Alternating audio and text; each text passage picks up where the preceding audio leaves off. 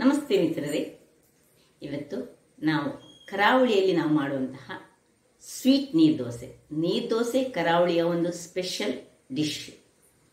ಇವತ್ತು ನಾನು ಮಾಡೋದು ನಮ್ಮ ಹಿರಿಯರು ಹಿಂದಿನಿಂದಲೂ ಚಟ್ನಿ ಎಲ್ಲ ಮಾಡದೆ ಒಂದು ಸ್ವೀಟ್ ಆಗಿ ಮಾಡುವಂತಹ ನೀರ್ ದೋಸೆ. ಹಾಗಾದರೆ ಈ ನೀರ್ ದೋಸೆಯನ್ನು ಮಾಡುವ ಮೊದಲು ಯಾರೆಲ್ಲ ನನ್ನ ಚಾನಲನ್ನು ನೋಡ್ತಿದ್ದೀರಿ, ಯಾರೆಲ್ಲ ಇನ್ನೂ ಸಬ್ಸ್ಕ್ರೈಬ್ ಆಗಿಲ್ಲ, ದಯವಿಟ್ಟು ಸಬ್ಸ್ಕ್ರೈಬ್ ಮಾಡಿ ಸಪೋರ್ಟ್ ಮಾಡಿ ಎಂದು ಹೇಳುತ್ತಾ, ಈ ನೀರ್ ದೋಸೆ ನನ್ನ ಮೊಮ್ಮಕ್ಕಳಿಗೆ ಬಹಳ ಪ್ರಿಯವಾದುದು. ಅದರಿಂದಾಗಿ ಅದನ್ನು ಹೇಗೆ ಮಾಡೋದು, ಅದಕ್ಕೆ ಏನೆಲ್ಲ ಸಾಮಗ್ರಿಗಳು ಬೇಕು ಎಂದು ನೋಡೋಣಲ್ಲವೇ? ಮಾತ್ರ ಇಲ್ಲ ಎನ್ನ ಪುನರದಿದಾಯ್ತ ಇಂದು ಎನ್ನ ಮಧ್ಯಾಹ್ನದಿಯ ಏನೇನು ಸ್ವೀಟ್ ನೀರ್ ದೋಸೆ ಮಾಡ್ತೀವ. ನಮಸ್ತೆ ಎಲ್ರಿಗೂ. ಈಗ ನನ್ನ ಮೊಮ್ಮಕ್ಕಳು ಮೊದಲಿಗೆ ಇಂಟ್ರೊಡ್ಯೂಸ್ ಮಾಡಿದ್ರು ಅವರನ್ನವರು. ಈಗ ನೋಡಿ, ನಾವು ಇವತ್ತು ಸ್ವೀಟ್ ನೀರ್ ದೋಸೆ ಮಾಡ್ತಾ ಇದ್ದೇವೆ. ಮೊದಲಿಗೆ ಇದು 5-6 ಗಂಟೆಗಳಷ್ಟು ನೆನೆ ಹಾಕಿದಂತಹ ದೋಸೆ ರೈಸ್. ಇದರ ಒಟ್ಟಿಗೆ ನಾನು 1 ಮುಷ್ಟಿಯಷ್ಟು ಇಡ್ಲಿ ರೈಸ್ ಅನ್ನು ಸಹ ಹಾಕೊಂಡಿದ್ದೇನೆ. ಇಲ್ಲಿ 100 ಗ್ರಾಮ್ಸ್ನಷ್ಟು ಬೆಲ್ಲ ಉಂಟು, 100 ಗ್ರಾಮ್ಸ್ನಷ್ಟು ತೆಂಗಿನ ತುರಿ, ಫ್ರೆಶ್ ತೆಂಗಿನ ತುರಿ ಆದರೆ ಬಹಳ ಸ್ವಲ್ಪ ಎಳತ್ತಾದ್ರೆ ಬಹಳ ಚೆನ್ನಾಗಿ ಆಗ್ತದೆ.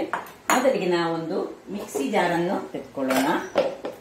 ಇದರಲ್ಲಿ ಇದನ್ನು ಇದಕ್ಕೀಗ ತೆಂಗಿನಕಾಯಿ ಹಾಕ್ಲಿಕ್ಕಿಲ್ಲ, ಖಾಲಿ ನಾವು ಉಪ್ಪು ಹಾಕಿ ಇದನ್ನು ಒಳ್ಳೆ ಫೈನ್ ಪೇಸ್ಟ್ ಮಾಡಿ ತರೋಣ.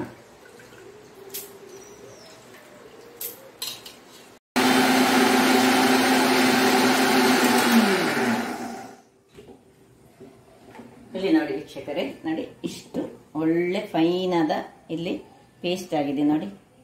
ಹೀಗೆ ಕಾಡಿಗೆ ಅಷ್ಟು ಫೈನ್ ಆಗಬೇಕು. ಈಗ ಇಲ್ಲಿ ನೋಡಿ, ಈ ಬೆಲ್ಲವನ್ನು ನಾನು ಇದರಲ್ಲಿ ಹೀಗೆ ಒಳ್ಳೆ ತುರಿದುಕೊಳ್ತೇನೆ. ಎಲ್ಲ ಸ್ವಲ್ಪ ತುರಿದು ತೋರಿಸ್ತೀನಿ. ಇಷ್ಟು ಬೆಲ್ಲ ಬೇಡ ನಮಗೆ, ನೀವೆಷ್ಟು ಮಂದಿ ಇದ್ದೀರಿ ಅದರ ಪ್ರಕಾರ ಇದನ್ನು ಮಾಡಬೇಕು. ಇನ್ನು ಇದಕ್ಕೆ ಏಲಕ್ಕಿ ಸ್ವಲ್ಪ ಹಾಕೊಳ್ಳಿಕ್ಕೆ ಉಂಟು.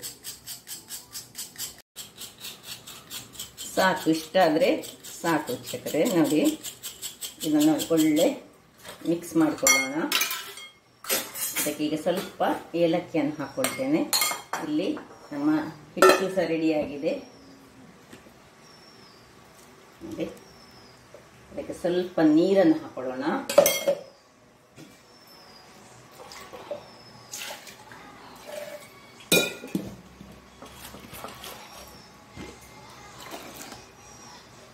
ಒಳ್ಳೆ ಹದ ಬೇಕು ನಮಗೆ, ನೀರು ದೋಸೆ ಹದದಲ್ಲೇ ಬೇಕು. ಇದು ಈಗ ದಪ್ಪ ಆಯ್ತು. ಇದಕ್ಕೆ ಗ್ರೈಂಡ್ ಮಾಡುವಾಗಲೇ ನಾನು ಉಪ್ಪನ್ನು ಹಾಕೊಂಡಿದ್ದೇನೆ. ನೋಡಿ, ಇಷ್ಟಾದ ಮೇಲೆ ಈಗ ಇಲ್ಲಿ ಒಂದು ಗ್ಯಾಸನ್ನು ಉರಿಸಿಕೊಂಡು ನಾವು ಕಾವಲಿಯನ್ನು ಬಿಸಿಯಾಗಲಿಕ್ಕೆ ಇಟ್ಕೊಳ್ಳೋಣ. ಇಲ್ಲಿ ಕಾವಲಿ ಇಲ್ಲಿ ಬಿಸಿ ಆಗ್ತಾ ಉಂಟು. ಇಲ್ಲಿ ಸ್ವಲ್ಪ ಏಲಕ್ಕಿಯನ್ನು ನಾನು ಇದಕ್ಕೆ ರುಬ್ಬಿಕೊಂಡು ಹಾಕ್ತಾ ಇದ್ದೇನೆ. ವೀಕ್ಷಕರೇ, ಇಲ್ಲಿ ನೋಡಿ ಕಾವಲಿ ಬಿಸಿಯಾಗಿದೆ. ಇಲ್ಲಿ ಸ್ವಲ್ಪ ಎಣ್ಣೆಯನ್ನು ಇದಕ್ಕೆ ಹಾಕೊಳ್ಳೋಣ. ಇದು ಆಪ್ಷನಲ್, ಬೇಕಿದ್ರೆ ಮಾತ್ರ ಹಾಕ್ಬೋದು, ಇಲ್ಲದ್ರೆ ತೊಂದರೆ ಇಲ್ಲ. ಯಾಕೆ ಹೇಳಿದ್ರೆ ನಾನ್ ಸ್ಟಿಕ್ ಅಲ್ಲಿ ಎಣ್ಣೆ ಹಾಕ್ಬೇಕಂತ ಏನೂ ಇಲ್ಲ.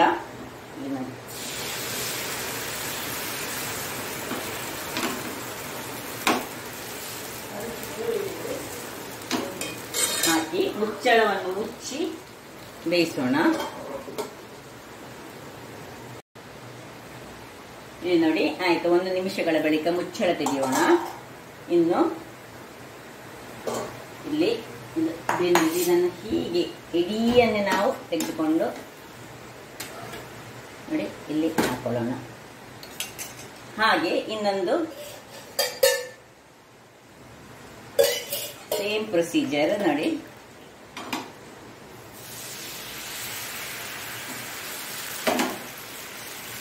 ನಿಮ್ಗೆ ಎಷ್ಟು ತೆಳು ಬೇಕು ಅಷ್ಟು ತೆಳು ಅಲ್ಲಿ ಮಾಡ್ಕೊಳ್ಬಹುದು. ಪುನಃ ಮುಚ್ಚಳ ಮುಚ್ಚಿ ಬೇಯಿಸೋಣ. ಓಕೆ. 2ನೇ ದೋಸೆ ಸಹ ಇಲ್ಲಿ ನೋಡಿ ರೆಡಿಯಾಗಿದೆ. ಈಗ ಇದನ್ನು ತೆಗೆದುಕೊಳ್ಳೋಣ. ಹೀಗೆ ತೆಗೆದುಕೊಂಡು ಇಲ್ಲಿ ಪುನಃ ಹಾಗೆ ದೋಸೆ ಮಾಡುದು. ಎಷ್ಟು ನಮಗೆ ದೋಸೆ ಬೇಕು ಅಷ್ಟು ದೋಸೆಗಳನ್ನು ಮಾಡ್ತಾ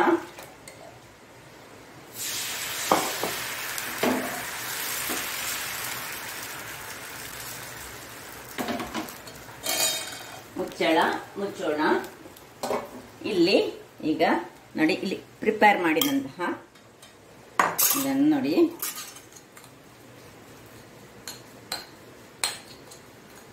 ನಿಮಗೆ ಎಷ್ಟು ದೋಸೆ ಬೇಕು ಅಷ್ಟು ದೋಸೆಯನ್ನು ಪ್ರಿಪೇರ್ ಮಾಡಿಕೊಂಡು ಮತ್ತೆ ಇಲ್ಲಿ ಹೀಗೆ,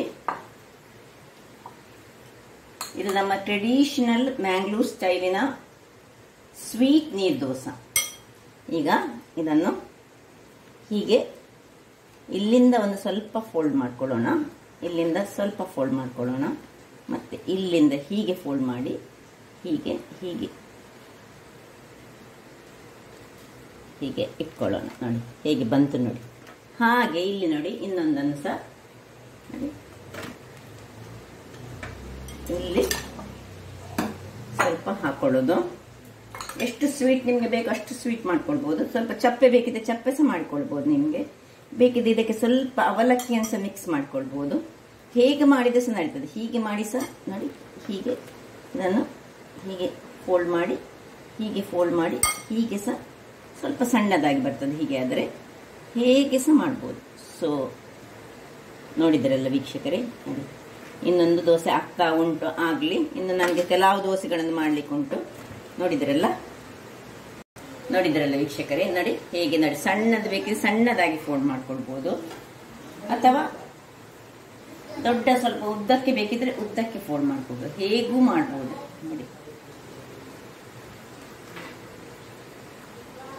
ಬಹಳ ರುಚಿಕರವಾಗಿರ್ತದೆ. ಜಸ್ಟ್ ಹೀಗೆ ಹಿಡಿದುಕೊಂಡು, ಇದಕ್ಕೆ ಏನು ಚಟ್ನಿಯ ಅಗತ್ಯವೂ ಇಲ್ಲ, ಹೀಗೆ ಹಿಡಿದು ತಿಂದರೆ ಆಯಿತು. ಇದರೊಳಗೆ ಸ್ವೀಟಿನ ಅಂಶ ಇರೋದ್ರಿಂದಾಗಿ ತಿನ್ನಲಿಕ್ಕೆ ಬಹಳ ರುಚಿಕರವಾಗಿರ್ತದೆ. ನೋಡಿದ್ರಲ್ಲ ವೀಕ್ಷಕರೇ, ಹೇಗೆ ಒಂದು ಮ್ಯಾಂಗ್ಳೂರ್ ಸ್ಟೈಲಿನ ಸ್ವೀಟ್ ನೀರು ದೋಸೆ ಮಾಡೋದೆಂದು. ಹಾಗಾದರೆ ನನ್ನ ಈ ಕುಕಿಂಗ್ ಚಾನಲ್ ನಿಮಗೆ ಇಷ್ಟ ಆದರೆ ಬೋಳೂರು ಸುವರ್ಣಚಂದ್ರನ್ನು ಲೈಕ್ ಮಾಡಿ, ಶೇರ್ ಮಾಡಿ ಹಾಗೂ ಸಬ್ಸ್ಕ್ರೈಬ್ ಮಾಡಿ, ಹಾಗೂ ನನ್ನ ಇನ್ಸ್ಟಾಗ್ರಾಮ್ ಪೇಜನ್ನು ಫಾಲೋ ಮಾಡಿ. ಧನ್ಯವಾದಗಳು.